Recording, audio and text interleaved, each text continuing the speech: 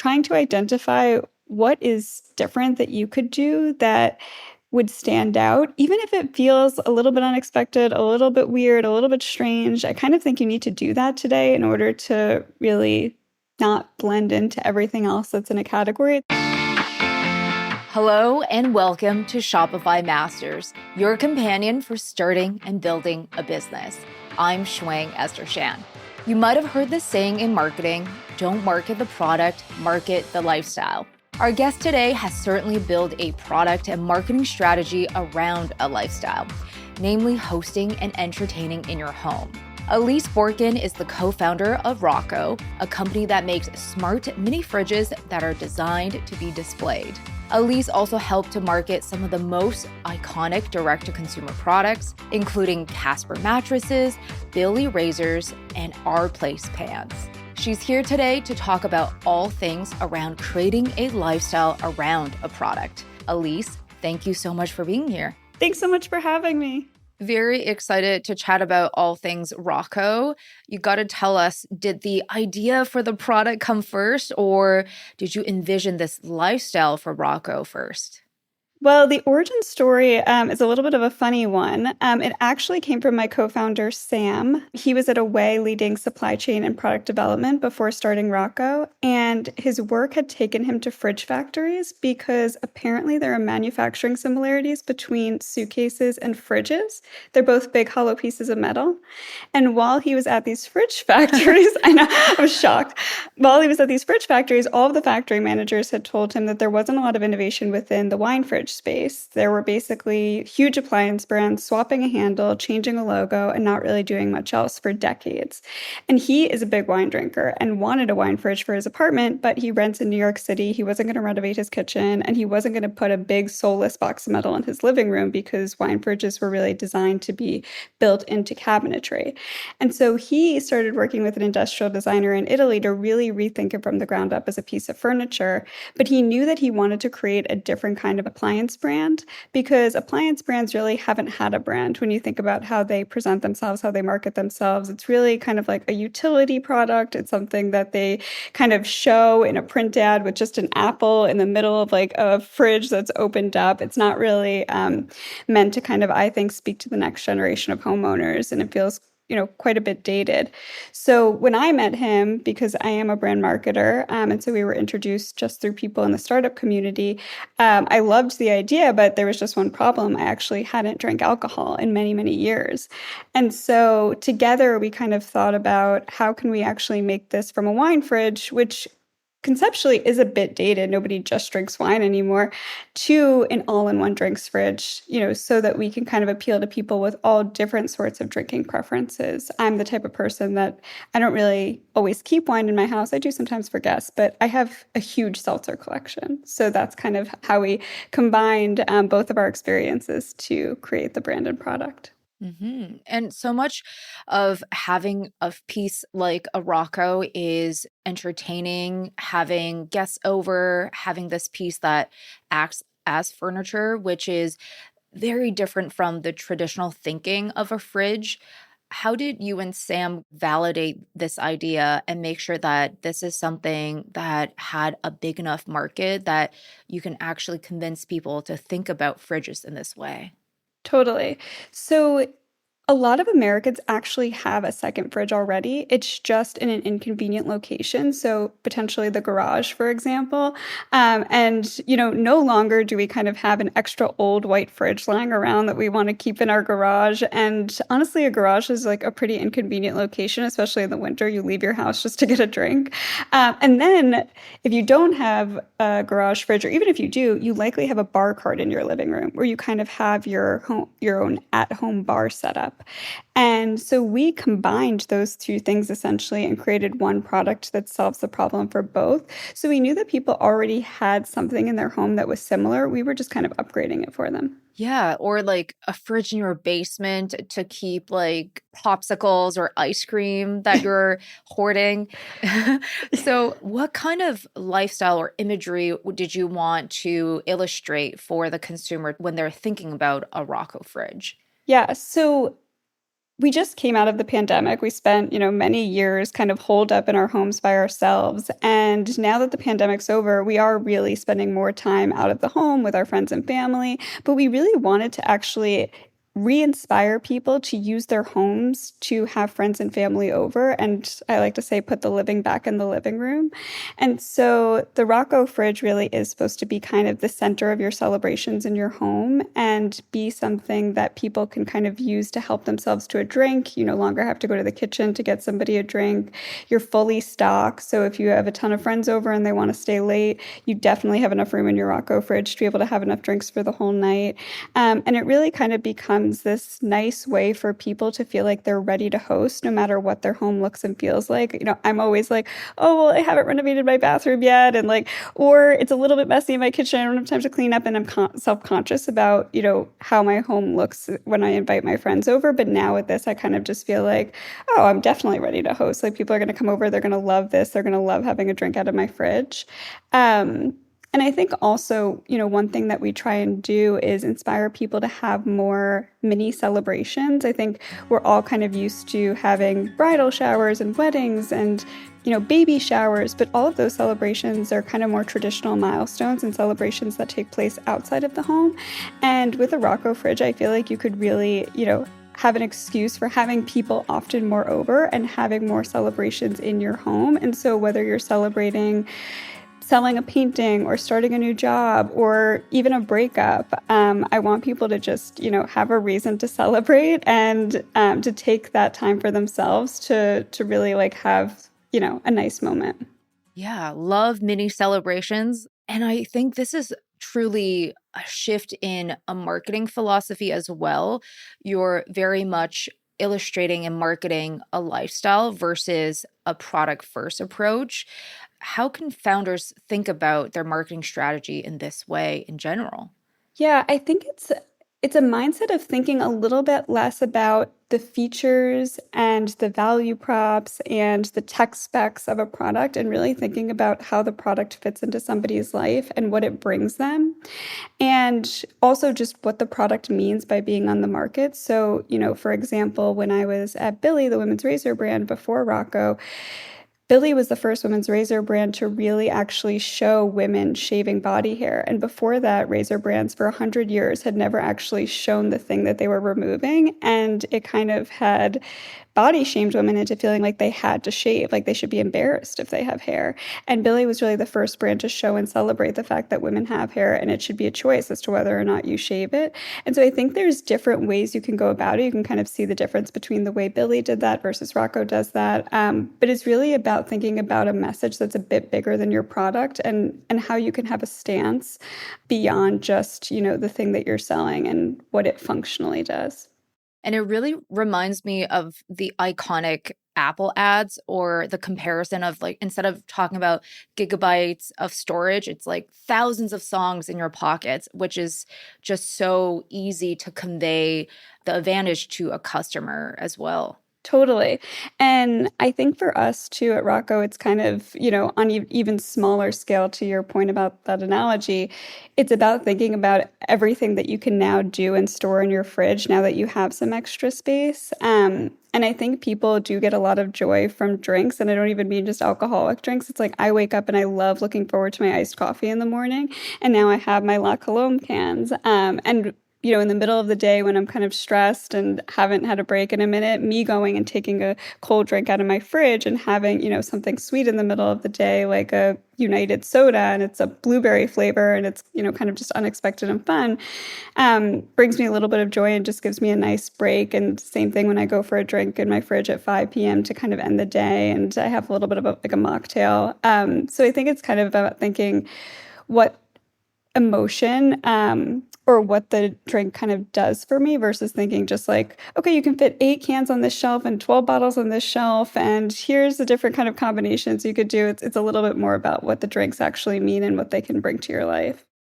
I think I had an imagery of people putting in skincare in the fridge and some sparkling water, and they're having their friends over and they could put like a sheet mask while having a drink. So yeah, I love the potential of like the moments that you can have. So Yes, I love that. and then Rocco only launched November 2023, so you haven't even reached a year yet, but there's been so many milestones, and I think that's a testament to the pre-launch. What was your pre-launch process like? Yeah, I think, from the very beginning of thinking about the brand and the product, we started to think about how we wanted to bring it to life and keep it fresh and make sure that we were, speaking to different important moments throughout the year where we would be relevant. And so, we launched in November, and even by dry January, we were starting the first month of shipping complimentary drinks with the fridge that we kind of helped you stock your fridge and discover new drinks that you might like. And so for dry January, we did a sampler pack where we sent about 5 different kinds of drinks that came with your fridge and inspired people to celebrate dry January. And then we kind of continued doing that with different drink partners through today. And that's something we'll keep doing, just so that we are, not only the place where you store your drinks, but also discover new drinks that you might like. And so we partner with drink brands on their launch day. And if you get a Rocco fridge, you also get this new drink. Or maybe it's, a very popular drink that already exists, like a seltzer, but we're helping you discover a new brand, a new flavor. And so we kind of, had started talking to drink brands way before we launched, and just kind of started to set up those partnerships. And the biggest one was what we just launched in July, which was a partnership with the Wolfer Estate. And they're in the Hamptons. And we kind of knew that we felt like the fridge would be a good fit for people who have New York City apartments and they're going out to the Hamptons for the summer, or of Hamptons homes where they like to host a lot. And so we came out with a pink fridge with them to celebrate their 10th anniversary of Summer in a Bottle, which is one of the most iconic rosés out in the Hamptons. And so, yeah, we actually had started that partnership even before we launched. So fun. And I think not only is it getting you and the team be creative, have these different fridges and also partnerships, I think it's also something sometimes founders might be intimidated to think about because they think, I need to launch my brand, have a presence before I can reach out to other brands for partnerships. But this is actually something you thought about pre-launch. What are some other things that founders should think about before launching that sometimes they might think, oh, I need to wait and establish myself before doing that? That's a great question. I actually have the mindset that I think sometimes founders should do less before they launch. Because, for example, I've advised brands that do these huge photo and video shoots before they launch, and they invest sometimes even hundreds of thousands of dollars into them, but they don't yet know what the customer is going to respond to and what message or what imagery is going to work best. Like, for example, even we had a shoot before we launched. Of course, it wasn't hundreds of thousands of dollars, but we found that the imagery of the fridge with a shelf pulled open where you can kind of see both the outside and the inside at the same time is one of our top performing assets, especially if there's a person in there grabbing a drink, because then somebody can imagine themselves in that image. We only got like basically half an image of that at our launch shoot. And so I've been working on getting more content to actually show the interior and the exterior of the fridge at the same time since we've launched. And that's something that I definitely never would have been able to predict, I don't think, before launching. So I'm really glad that I didn't overinvest in content production before launch. And I was able to kind of put a bunch of different things out into the world, test a lot, and then from there actually like double down on what I knew worked. Yeah, similar to that aspect of discovering that certain images work better compared to others. You can only learn those things when you launch. You also took a similar approach to branding where you also iterated and experimented as the company was building and growing. Talk to us about that. Yeah, so I took a little bit of a non-traditional approach when it came to the branding exercise. A lot of people spend months and months building this brand book, building out 100 pages of reference imagery and how exactly you should use the colors and the fonts. And for me, I really wanted to see the branding in the places where I was going to use it versus seeing it just on pages in a deck, which I feel like sometimes can feel very devoid of the use case and oftentimes doesn't actually work once you put it into action. I was very lucky to work with designers who are incredible and who actually, would have never designed branding that didn't know how to work in a specific channel. But it was nice for us to be able to actually spend a lot more time on something like the website design versus the brand book, which we never actually made and don't have to this day. We kind of moved very quickly from logo, here's a mood board, here are the colors, and then immediately started designing into the website. And that was really helpful because it allowed us to figure out exactly which colors we wanted to move forward with based on the imagery that we were putting into the website and what complemented it most. And it kind of allowed us to figure out the different design elements that worked best in the channels that we were designing for. So my advice to new founders is always to, obviously establish the very essential brand elements that you need, but to actually skip the brand book, go through the actual execution process of designing everything you need to get to launch, packaging, site, ads, your first few social posts, and then maybe go back and actually make that brand book if you need it, versus really taking so much time to establish um, a design structure that ultimately may need to change anyway as you start designing for different placements. And so you'll have to go back and edit the brand book anyway. It is definitely very interesting. And of course, like the process of building a business is constantly iterating, and very excited to chat more about that in the realm of marketing. I'm chatting with Alyse Borkan, the co-founder of Rocco. I would just like to take a moment to thank you, our listeners, for tuning into the show. If you haven't already, make sure to subscribe to Shopify Masters and let us know some thoughts and feedback in a review. We love reading them and incorporating them into the show. Thank you so much. So you talk about the fact that having the imagery that customers or someone is using the fridge and showing the inside and outside was something that was very impactful in your content and your advertising. What are some other markers of success or learnings that you've gotten as you're testing your marketing efforts? There's a few things. So one is we launched with 2 neutral colors and 1 pop of color.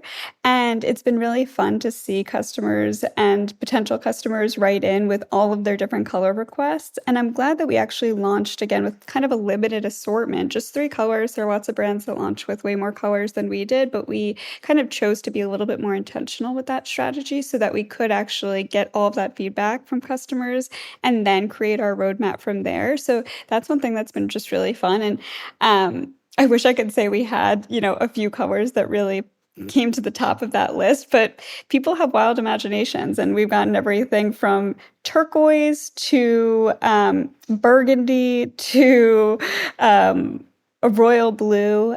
So even within each color that exists, getting just the request for every different shade is really fun.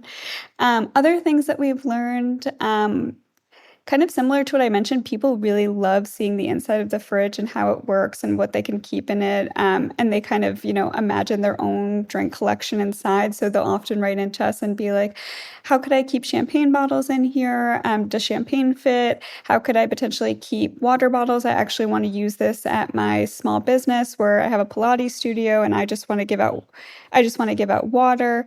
And so we've kind of, are working through with different creators, different combinations of drinks in the fridge, and being able to kind of have a fridge that showcases everything that people might want to store inside. So we're kind of learning people's drink preferences and what they want to use it for, and really changing our imagery to represent that.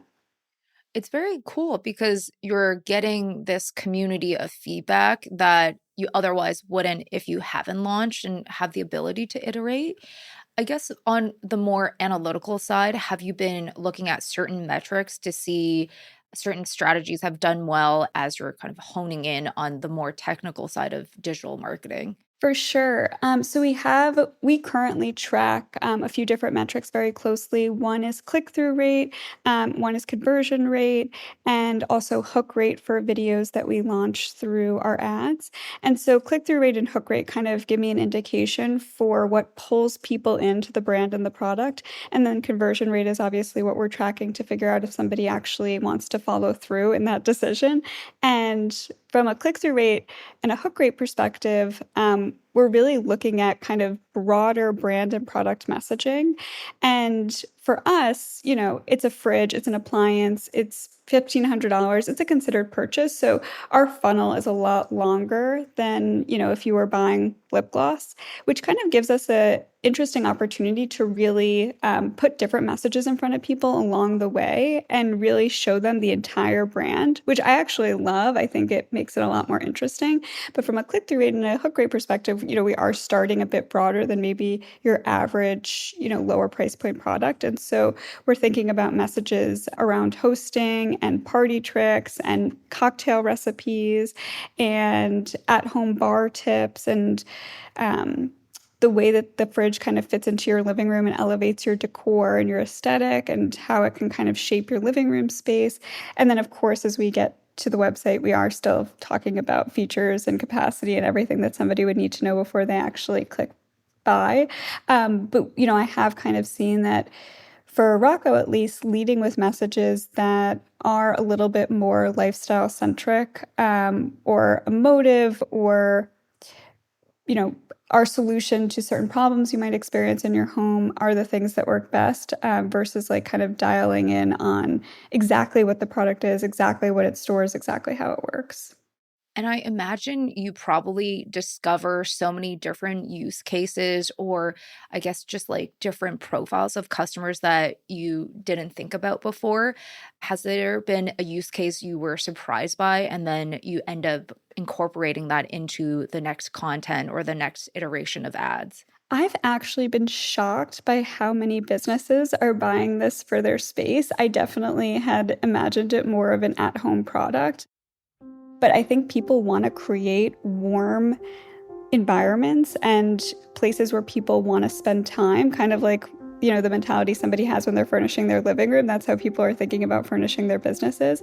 And so we're getting a lot of people who are buying this for Airbnbs, small hotels, gyms, spas, anywhere where somebody might want to hang out for a little bit after they're, doing the activity that they came to the business for. Even boutiques, we have a lot of small retail shops that are buying it because they want guests to feel more comfortable in their space, spend more time there, have a drink, take a seat, try something on. So that's actually been the most surprising to me and something that we're definitely thinking more about as we continue to grow our customer base. Yeah, I can even see a use case for co-working spaces where people would gather around the fridge. So, how else are you embracing, I guess, like this B2B channel to kind of reach out to different smaller business owners to get Rocco's into their store or their space?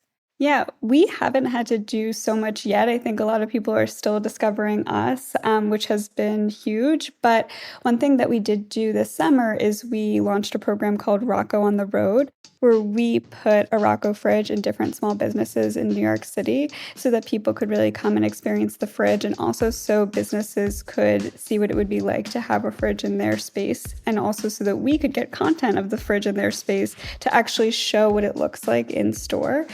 To be able to have for businesses, because we would get people writing into us and saying like, I would love this in my spa, or I would love this in my dermatologist's office. Do you have any pictures of it so I could just see what it looks like in a space like mine? And now we're kind of building up that content library to be able to have those examples for people who write in and are curious about putting it in their businesses.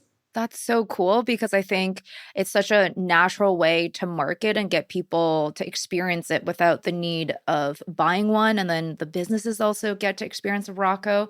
So a Rocco fridge can be used by anyone, but when you're experimenting with the marketing, have you seen any differences amongst the generations? It's been appealing to everybody, which is a win because I think that we are kind of, representing the brand the way we had envisioned it. And the homes that we choose to photograph the fridge in are a bit more, stylish or have a, very specific aesthetic in like kind of the mid-century postmodern era.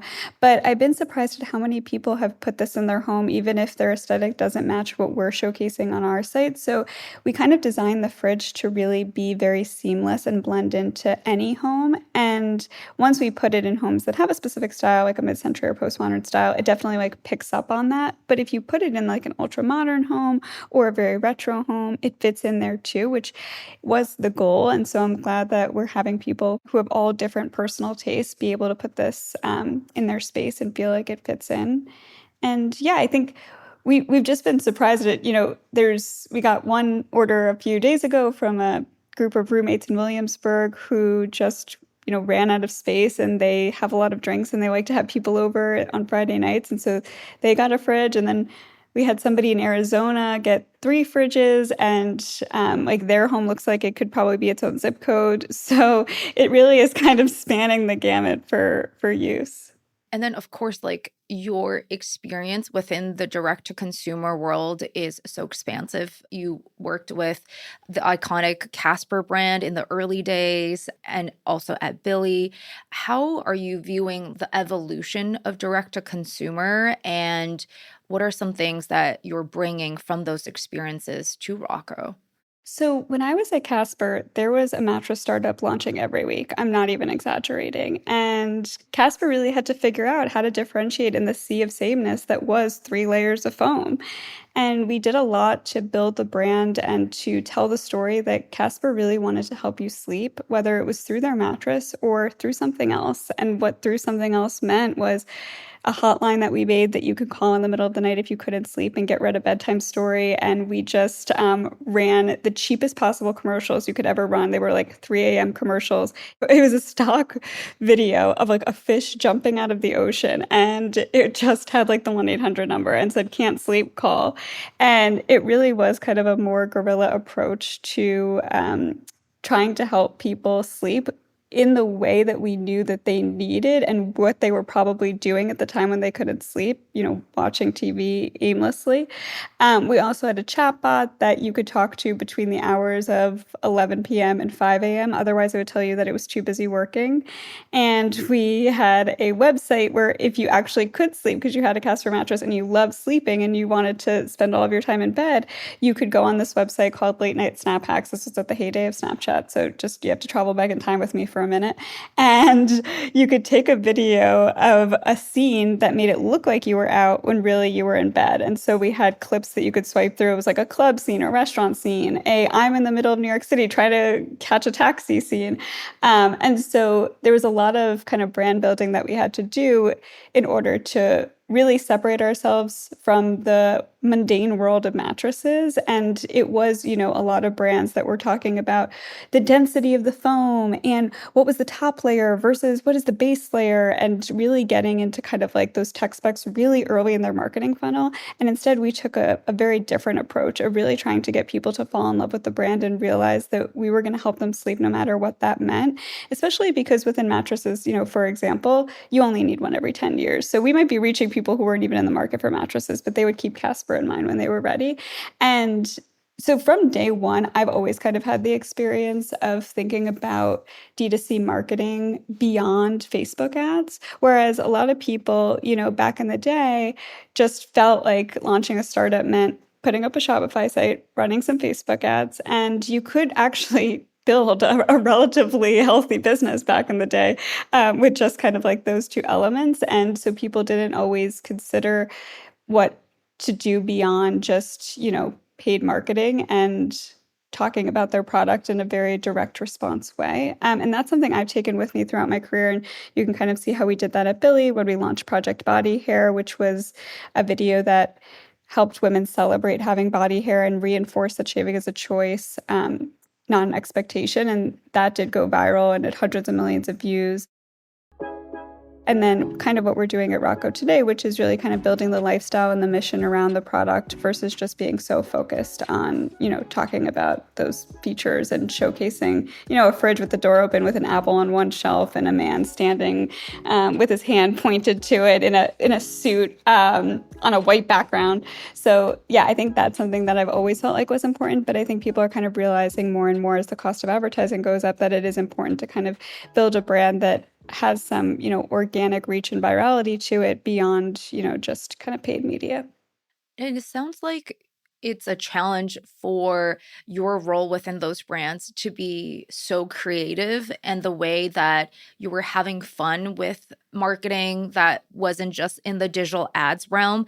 So now zooming out a little bit, what is your advice for new founders who are building brands from scratch? What should they think about? Yeah, I think in order to kind of figure out that white space, like I have done in the past and what we did for Rocco, which was kind of creating a lifestyle brand where it didn't exist, I recommend just looking at what every other brand is doing in the category and kind of trying to map out what they look like, what they feel like, what they're talking about, looking at their social media and figuring out what are the different, content topics that they talk about, and then trying to identify what is different that you could do that would stand out, even if it feels a little bit unexpected, a little bit weird, a little bit strange. I kind of think you need to do that today in order to really not blend into everything else that's in a category. It's obviously kind of category dependent, but my advice would be to really kind of map out who your competitors are and figure out where that opportunity is that they're not, and go weird. Don't be scared. Test it on social media, put up an Instagram post, see what happens, work with a creator on something. I mean, worst case, you archive it. Not that you even have to, but worst case, it doesn't even get that much engagement and you move on to the next thing. That's kind of like the beauty of the world we live in today. So yeah, I think that would be my advice. So we gotta ask, how are you going to get even weirder with Rocco? Yeah, I think it is about kind of highlighting those unexpected milestones that we have in our life that I think are worth celebrating that people might not be celebrating today. So, for example, I had a friend recently who froze her eggs, and I was like, let's celebrate. Like, that's a big achievement that you just did, and you went through a huge life changing process. And now it's time to have a drink and come over and let me host it for you. And so I think, bringing to light those experiences that people often don't think are accomplishments and making them feel like they are and like there's something to be worth celebrating, I think is kind of where I want to go a little bit weird, and thinking about all those things that, people do that they normally let just kind of go under the radar. I even have in my life bought two homes, neither of which I've lived in. They've both been Airbnb rentals. And I never celebrated them because as soon as I bought them, I was fixing them up and then somebody else was coming in to, enjoy them. But I kind of wish that I had taken a moment and, celebrated that achievement in my life, even though it wasn't a home for me and it was a home for other people. It still would be something today, I think, that would be worth celebrating. Love it so much. More celebrations, getting more weird. Well, thank you so much for being here, Alyse. Thank you. It was so great. That's Alyse Borkan, the co-founder of Rocco. Our show is produced by Megan Coyle and Gogo Zoger. Our engineers are Matt Shorts and Miku Betlam. Benjamin Gottlieb is our managing producer, and I'm your host, Shuang Esther Shan. We will catch you on Tuesdays and Thursdays for more episodes of Shopify Masters.